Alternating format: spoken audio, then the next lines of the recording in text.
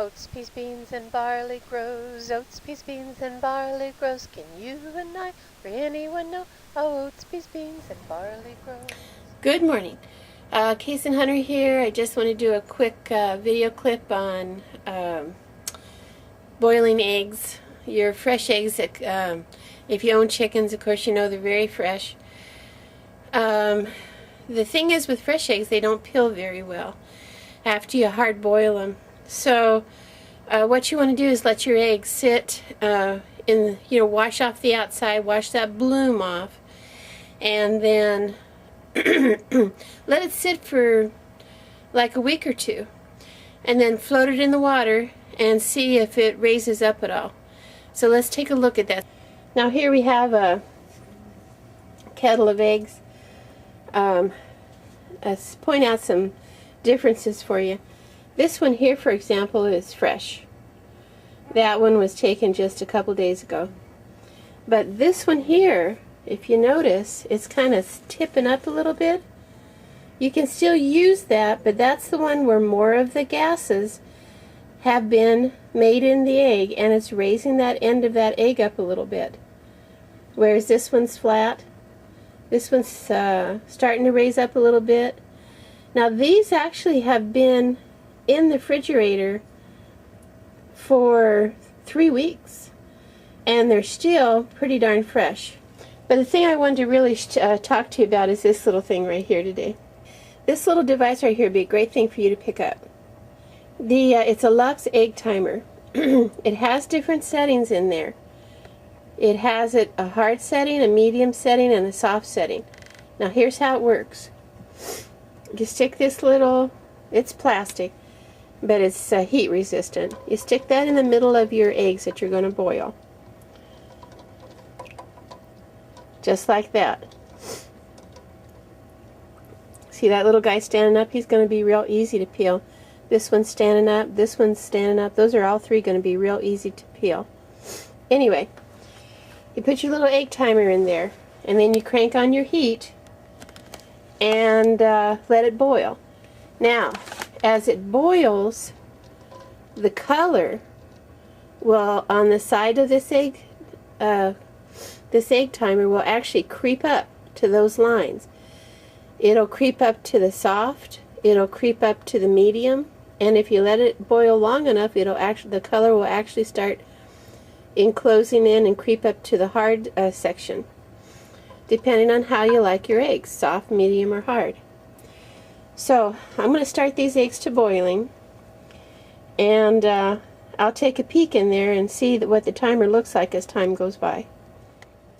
You folks that cook out there probably know about the white vinegar trick, where if you add a little bit of white vinegar to your boiling eggs, it keeps them from cracking so much. Okay, 10 minutes have gone by. Let's take a look. Nope, it's not even boiling yet. There's such a mass of water and so many eggs, it's taken a while to get the whole thing heated up. And also the egg timer is not showing any change. Gotta let her go. Put another 10 minutes on it. Okay, it's been 20 minutes now.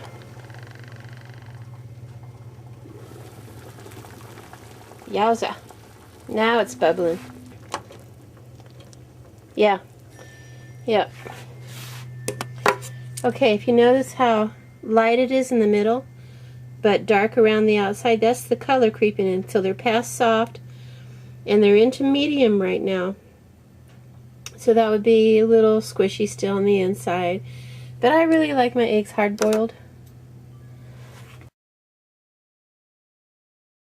We need to let that go for a little bit. Let's see how our egg timer correlates to the appropriate time. So we got a 30-minute egg, which should of course be hard boiled. Let's get our egg timer out. Oh, look at that, it's completely turned dark. So that's definitely hard boiled. Alright, so it gives you a little idea about our egg timer and how that works.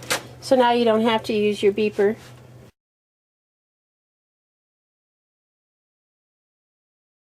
going to remove these so they can cool faster, and we're going to have some good hard-boiled egg sandwiches here pretty soon. I'm a bit hungry for those. Well, the eggs are almost cool. I took them out of there and spooned them out with my spoon. I can get 2 at a time with that spoon. And then I put them into my drain tray here for my dishes and separated them up so the air can circulate and they can cool faster. Anyway, I just wanted to point out that using that vinegar in there, even at the high boil for so long, none of them cracked. And that vinegar idea has worked for me most of the time. And we have the difference between the green and the white, and they still kept their color even when they boiled. The little green ones, of course, are from my Americana hen, and the white one is from my white leghorn, and then the brown ones are from all the other ones. They all other ones do brown. And this little guy here, this little speckledy guy, I think he's from my barred rock that's laying right now. The other 2 barred rocks are too small. Anyway, they're not cracked and they're cooling and soon to be ready for a delicious egg salad sandwich. Well, here's how I do my eggs. I have a couple. They're not completely cool yet, but I give them a little crack and I roll them on the board, and that gives them a lot of little cracks all over, and then it should just pretty much peel right off. I don't know if this is a fresh one or one that's been sitting in the fridge for a couple weeks. Looks like it's a fresh one. It's having a little bit harder time coming off, but it's still not really bad. That rolling technique I just showed you helps a lot. Okay, it's peeled. Next one.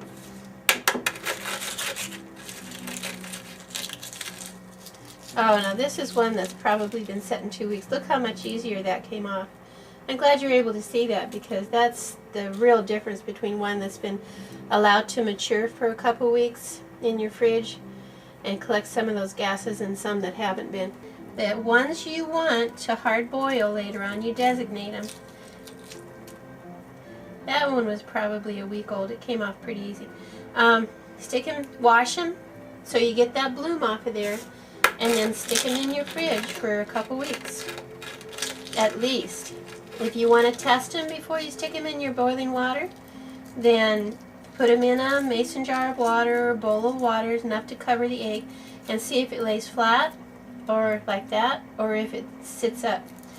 And if it starts to sit up, then you know it's a good time for boiling. They'll peel a lot easier. Some people don't put their eggshells in the compost bin. I do. I just make sure they're crunched up really well, and I make sure my compost bin is at a place where my animals can't get to it, because I don't want them tromping around in all that compost.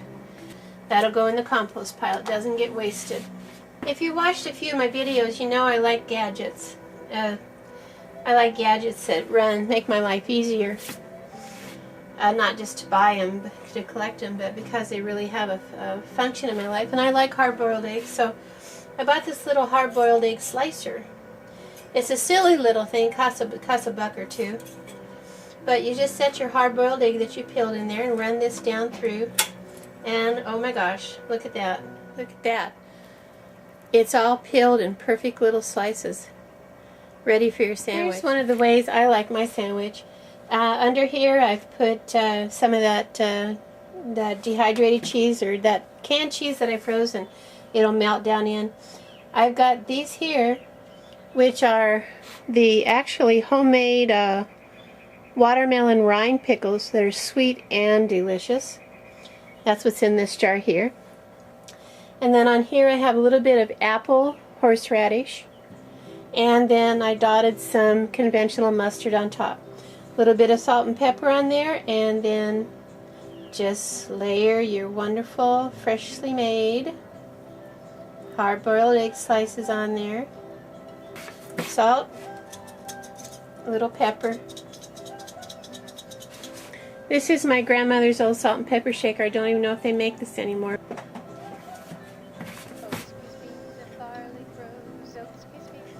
Well, if you excuse me, I'm going to have my breakfast. Oats, peas, beans, and barley grow.